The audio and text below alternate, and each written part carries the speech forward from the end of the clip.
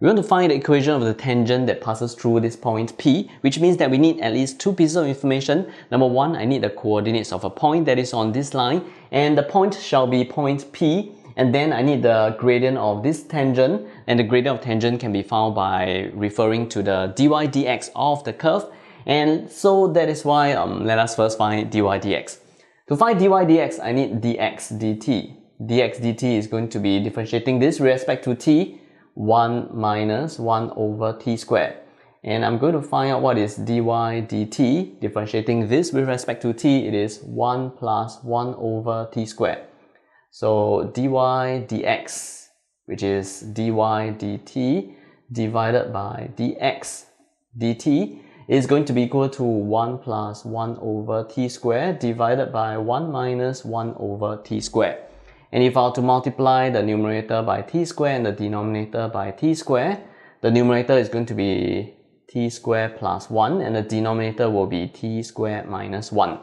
So now we have enough information for us to come up with the coordinates of the point P and the gradient of the tangent at point P. So at point P, t is equal to P, which means that the x coordinates of the point P is going to be equal to, replacing t with p, it is p plus 1 over p, which is p squared plus 1 over p.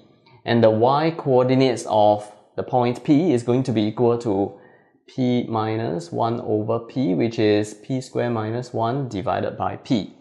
And the gradient dy dx is going to be equal to p squared plus 1 divided by p squared minus 1.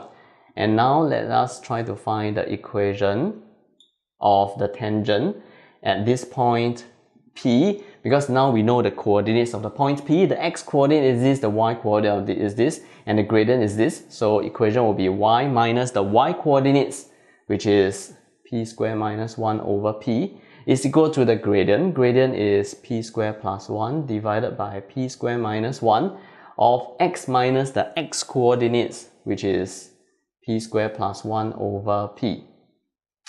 If I were to multiply throughout by p, what I'm going to have is a py minus away p squared minus 1 is equal to p squared plus 1 divided by p squared minus 1 of multiplying it by p, I have a px minus p squared plus 1.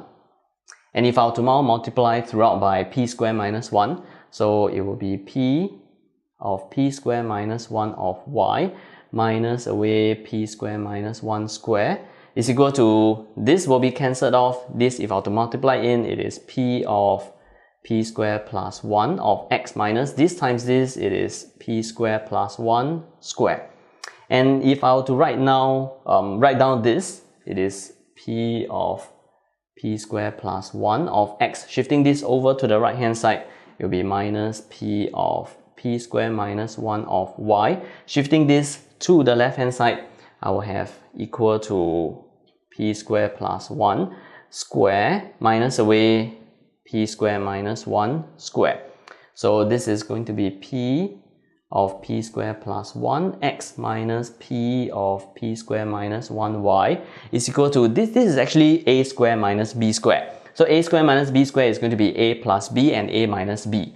So a plus b, p squared plus 1 plus p squared minus 1 times a minus b, so it is p squared plus 1 minus p squared plus 1, which means that p of p squared plus 1 x minus p of p squared minus 1 y is going to be equal to this. This is 1 and 1 will be cancelled, so here is going to be 2p square. And this p square and p square will be cancelled, so here is 2, which means that on the right hand side I have a 4p square. And I'm going to cancel out p on both the left and right hand side. So if I were to cancel out p, this is going to be p squared plus 1 of x minus p squared minus 1 of y is equal to 4p. And actually this is what the question wants us to show.